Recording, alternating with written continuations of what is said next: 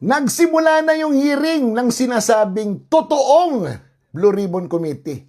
Kasi yung isa daw, live selling yun. At syempre, nagpapaliwanag sila kung bakit sila legal. Nagpapaliwanag din sila kung bakit sila ang dapat paniwalaan. At syempre, magpapaliwanag sila na dapat nandoon daw yung 18 mga sundalo, dating sundalo, para ipaliwanag daw yung inconsistencies ng kanilang mga salaysay. Wow! O di nagsalita din si Rapi Tulfo. At ang sinabi ni Rapi Tulfo, nadamay pa si Jesus. Ang sabi niya, ang anghel, ang demonyo daw ay magmumukhang anghel para lang maakit yung mga tao. At huwag daw tayo magpapadala sa mga mabulaklak na salita. Ay! Kayo lang naman ng mahilig sa mga salitang ganyan. At syempre, yung mga karumaldumal na mga salita. Tapos ang salita ito, hanggang doon lang. Parang kortina kasi. Alam niyo ito ito. Blue Ribbon Committee hearing ko, no? Naging Blue Ribbon Consultative Meeting. Ano yung pinaghiringan? Di ba dapat ang ihihiring ay tungkol sa flood control? Hindi na. Ang naging hearing, ang hiniring ay ang mga testigo sa flood control.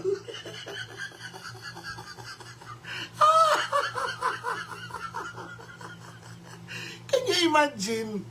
Ang gusto ng taong bayan, malaman kung anong nangyari dyan sa flood control na yan. Pero, ang hiniring kanina, hindi tungkol sa flood control. Kung hindi, yung mga tumistigo laban sa flood control. Ano ba yan? Parang,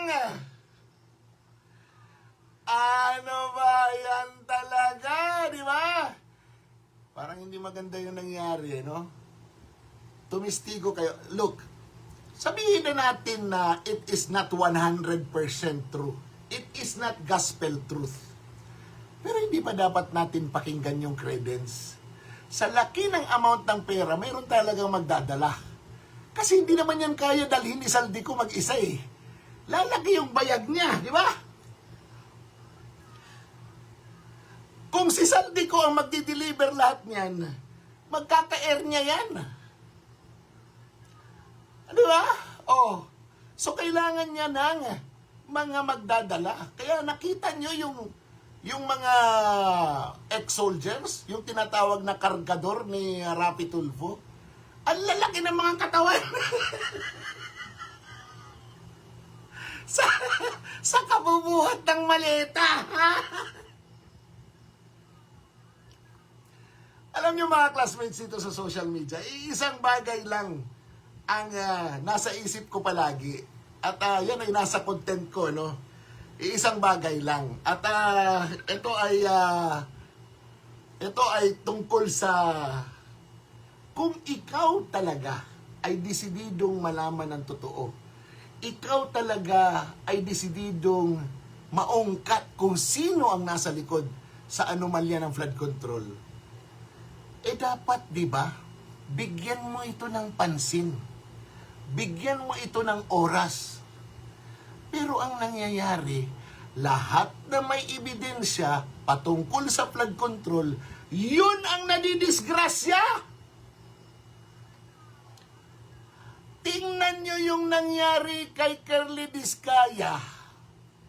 Nagsalita lang yung mama na nagbigay siya ng pera kay Saldico at kay Speaker Romualdez. Abay nakulong. At ngayon, nagkasuhan pa ng malversation.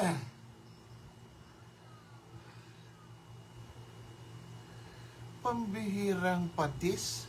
Yung taong nagsasabi na namigay siya ng pera, eto ang pagkakaiba daw, according to his lawyer ang pagkakaiba daw pala ay ganito. Hindi pala siya namigay ng pera.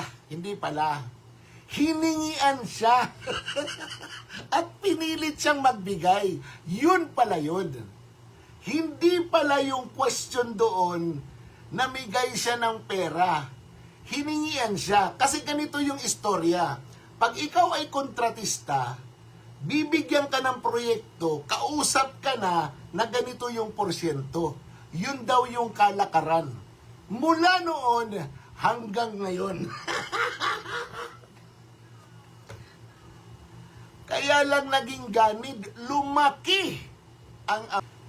Kung totoo na hindi involved si Romualdez, si Ko, si Lisa Marcos, si Marcos, bakit hindi ipatestify yung mga taong nabanggit na nasa ilalim nila na tumatanggap di umano ng pera para sa kanila? Di ba? Di ba? Yan ang dapat. Hindi yung si Curly Discaya nagsabi, mayroon akong listahan ng mga kongresista na mga nakatanggap ng pera sa akin. Yung sinabi ni Curly Discaya, yun ang naglay sa kanya sa alanganin. Una, na-contempt siya. Alam nyo, napakaliit lang ng rason para ma-contempt siya. Nung kinontempt siya ni Ping Lacson, napakaliit. Ano yun? Tinanong siya, bakit hindi nag-attend yung asawa mo? Ang sabi niya, kasi may nagpa-ospital. Yung asawa naman niya, ang letter sinabi na meron siyang meeting. Yun lang.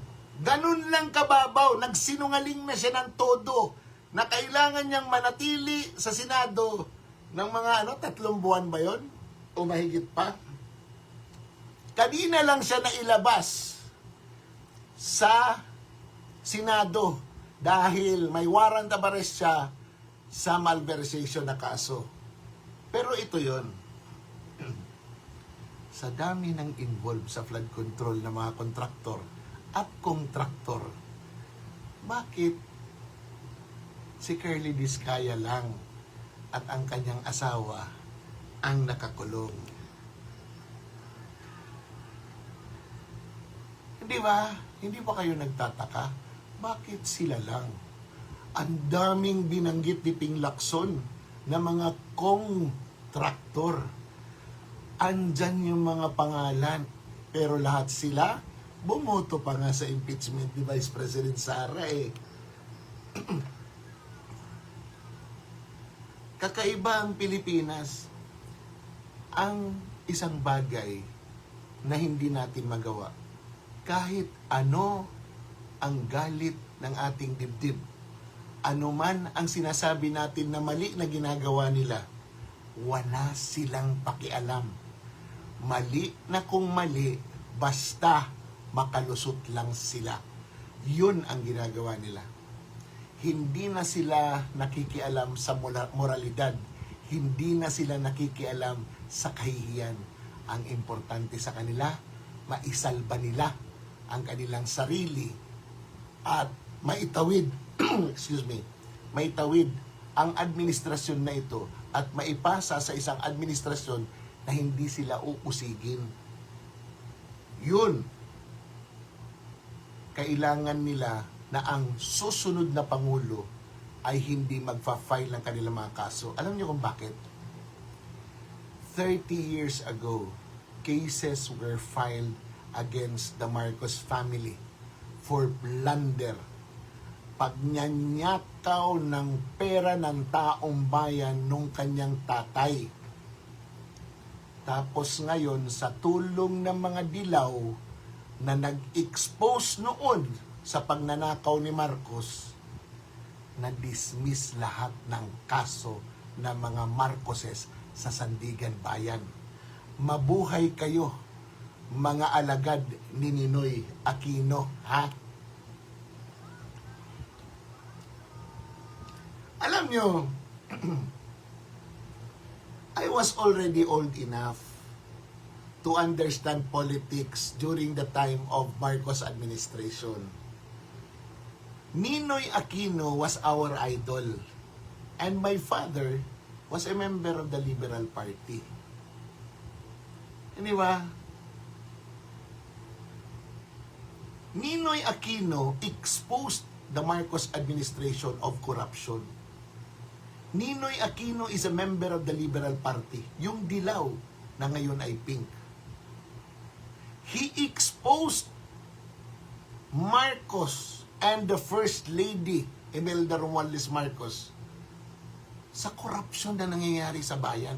Sa kanya nanggaling yung istorya na yung Hapon daw nang humarap kay, yung isang Hapon na opisyal nang humarap kay Pangulong Marcos Sr. noon, at ayon sa mga Pilipino pala, humarap, nagkaroon ng speech, sabi daw ng isang Japanese na dignitary, the Philippines is very lucky indeed because it has a president who robs them and a first lady who robs them more. Kay Ninoy, na joke yan. Kanya yan sinasabi, lalo na doon sa Boston na nagsasalita siya. Sinasabi niya yon na dahil ang mga Hapon mahilig sa R, imbis na lab, naging rab. The Filipino people are lucky indeed. Kung ngayon natin i-apply yung sinasabi ni Ninoy, pwede pa rin. The Filipino people are lucky indeed because we have a president who robs us and a first lady who robs us more.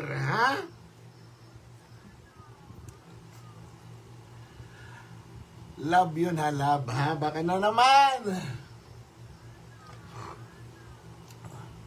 Ninoy was incarcerated half of his life. Nasa kulungan siya. Nakakulong siya.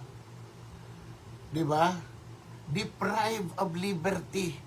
And if you were alive at that time, yung lumalaki ako, listening to the speeches of Sullivan, of yung mga kaibigan ni Ninoy, them talking about the life of Ninoy while incarcerated, you will say that Ninoy Aquino, in his words, the Filipino is worth fighting for, is really correct.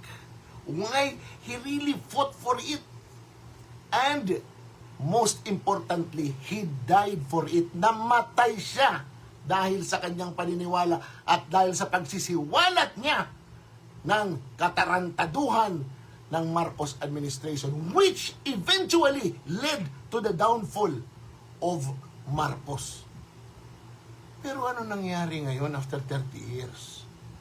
Acquitted ang mga Marcos sa kanilang mga ninyakaw, sa mga kaso sa Sandigan Bayan, because the government is no longer interested.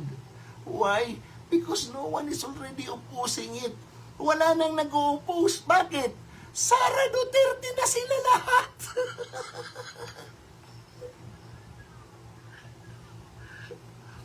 Takot sila kay Sara Duterte. Hindi sila. Pumapayag lang sila na nakawan sila.